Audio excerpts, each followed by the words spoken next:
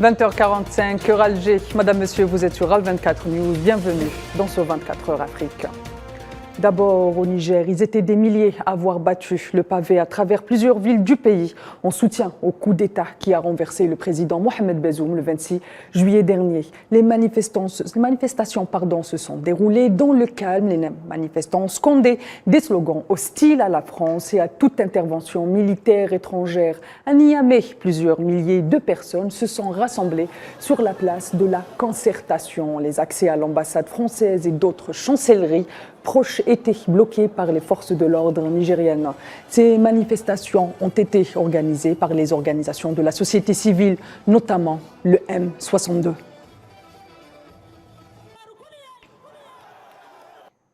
Et pour faire le point sur la situation à Niamey, je vous propose d'écouter Abdul Karim Mohamedou, journaliste à Sika TV, qui répond aux questions de nos collègues de la rédaction du 19h Info.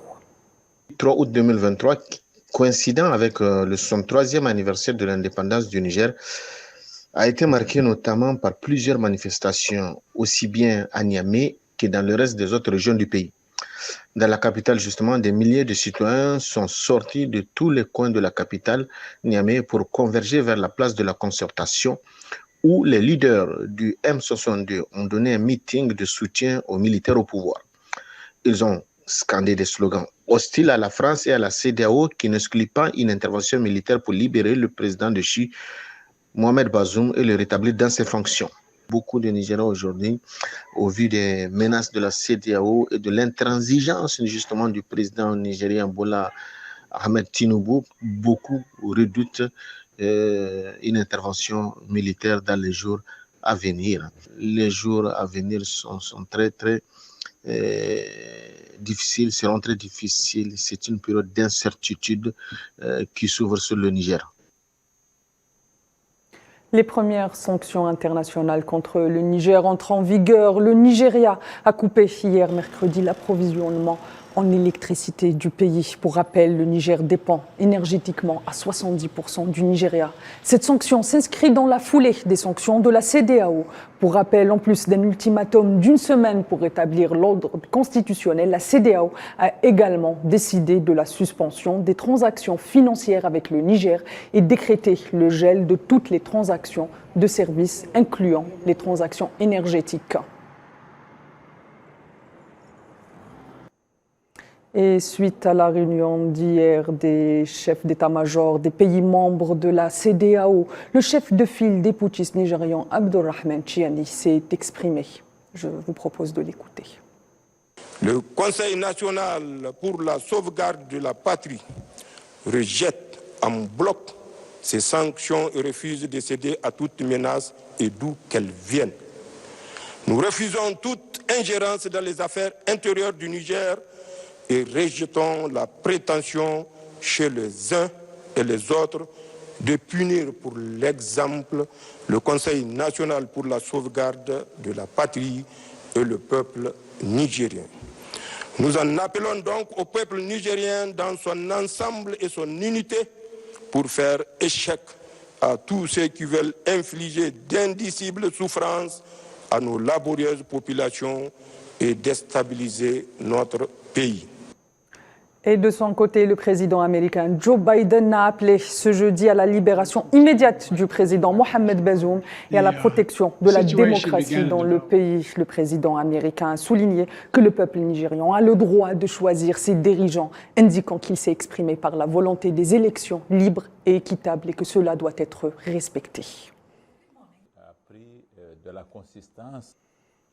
Madame, Monsieur, donc voilà pour ce qui est du dossier nigérian. Et dans le dossier sahraoui, l'ambassadeur du Sahara occidental en Angola, Hamdi El Khalil Mayara, a appelé les pays africains à faire pression sur l'occupant marocain afin de se confronter à la légitimité internationale. Le diplomate sahraoui s'est exprimé à l'occasion d'une rencontre avec le président du Parlement angolais au siège même du Parlement dans la capitale du pays, Luanda.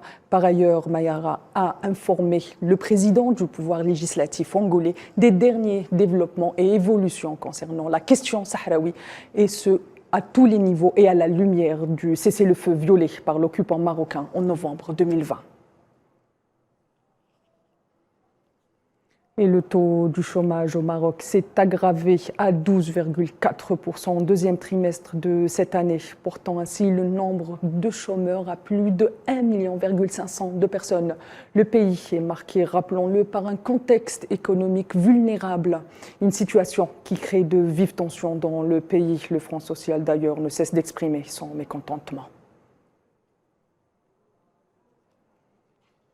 Le chef du gouvernement de transition en Libye, Ahmed Dbeiba, a déclaré que le gouvernement de l'Union nationale est le gouvernement de tous les Libyens.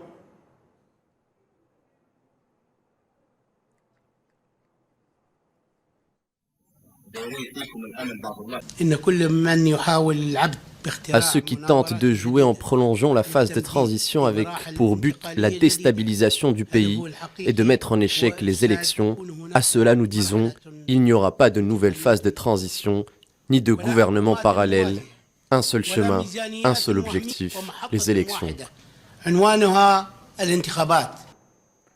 Et au Soudan, après plus de 3 mois et demi de conflit entre l'armée du pays et les forces de soutien rapide, près de 4 millions de personnes cherchent à fuir et plus de 20 millions d'habitants font face à une situation de crise alimentaire selon l'Organisation des Nations Unies. Et selon la FAO, plus de 6,3 millions de Soudanais sont déjà en situation d'urgence en phase 4 de la classification de la sécurité alimentaire du CPI de l'ONU, tandis que la phase 5, la plus élevée, correspond à la situation de famine. Triste nouvelle qui arrive depuis l'Ouganda où au moins 20 personnes sont confirmées mortes après qu'un bateau de transport de marchandises ait chaviré mercredi sur le lac Victoria dans le sud de l'Ouganda, a annoncé la police, qui indique par ailleurs que l'accident a été causé par une surcharge et le mauvais temps. Le bateau qui transportait des sacs de charbon, de bois, des aliments frais et du poisson, entre autres, a chaviré à 5 h du matin heure locale. Les forces gouvernementales somaliennes ont neutralisé lors d'une opération de 4 jours plus de 160 terroristes du groupe Al-Shabaab, a indiqué jeudi le ministère de l'Information. L'opération s'est déroulée du 28 au 31 juillet dans les États d'Ishrabel et de Somalie du sud-ouest, a souligné la même source, ajoutant que l'opération avait également permis de détruire une grande quantité d'équipements et d'armes. L'opération militaire visait en outre un convoi de voitures transportant les terroristes du groupe Al-Shabaab. Et le ministère kényan de la Santé a lancé une campagne de vaccination contre le choléra de 10 jours pour combattre cette épidémie qui a déjà fait 196 victimes au cours des 10 derniers jours.